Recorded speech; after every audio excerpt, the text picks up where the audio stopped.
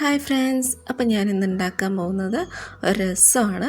അപ്പോൾ അതിനായിട്ട് നമ്മൾ യൂസ് ചെയ്യുന്നത് ഒരു ഹാഫ് സവാള, ഒരു തക്കാളി, പിന്നെ ഒരു നെല്ലിക്ക വലുപ്പത്തിൽ പുളി, ഒരു പച്ചമുളക്, ഇഞ്ചി വെളുത്തുള്ളി പേസ്റ്റ്, പിന്നെ ആവശ്യത്തിന് കറിവേപ്പില. ഇത്രയും എടുത്ത് മാറ്റി വെക്കുക. അതിനുശേഷം ഒരു പാത്രത്തിലേക്ക് എണ്ണ ഒഴിച്ച് കടുക് വറുത്തതിന് ശേഷം നമ്മുടെ ഈ കറിവേപ്പില ഇട്ട് കൊടുക്കുക.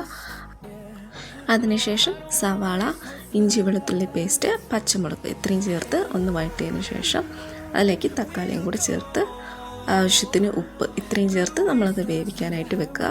ആ സമയം കൊണ്ട് നമുക്ക് പുളി ഒന്ന് കുതിർക്കാനായിട്ട് വെക്കാം.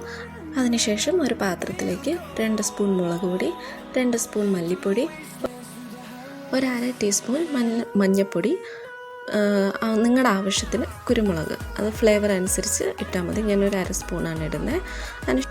പിന്നെ ഒരു 1/2-1/4 സ്പൂൺ കായം, അത് പൊടിയാണെങ്കിൽ കുറച്ച് കൂടുതൽ ചേർക്കേണ്ടി വരും.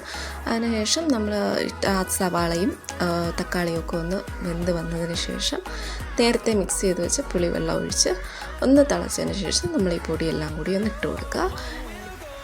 ഇതെല്ലാം ഒന്ന് ഇളക്കിയതിന് ശേഷം ഇതിലേക്ക് ആവശ്യത്തിന് നമ്മൾ വെള്ളം ചേർത്ത് കൊടുക്കുക.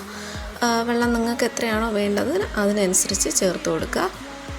ഉപ്പ് കുറവാണെങ്കിൽ അതും കൂടി നമ്മൾ ചേർത്ത് കൊടുക്കണം. ഇതിൽ മല്ലിയിലയും കൂടി ചേർക്കേണ്ടതാണ്, പക്ഷെ അതില്ലാത്തത് കാരണം ഞാൻ ചേർത്തിട്ടില്ല. അതിനുശേഷം തീ കൂട്ടി വെച്ച് തിളപ്പിച്ചെടുക്കുക. നമ്മുടെ രസം റെഡി.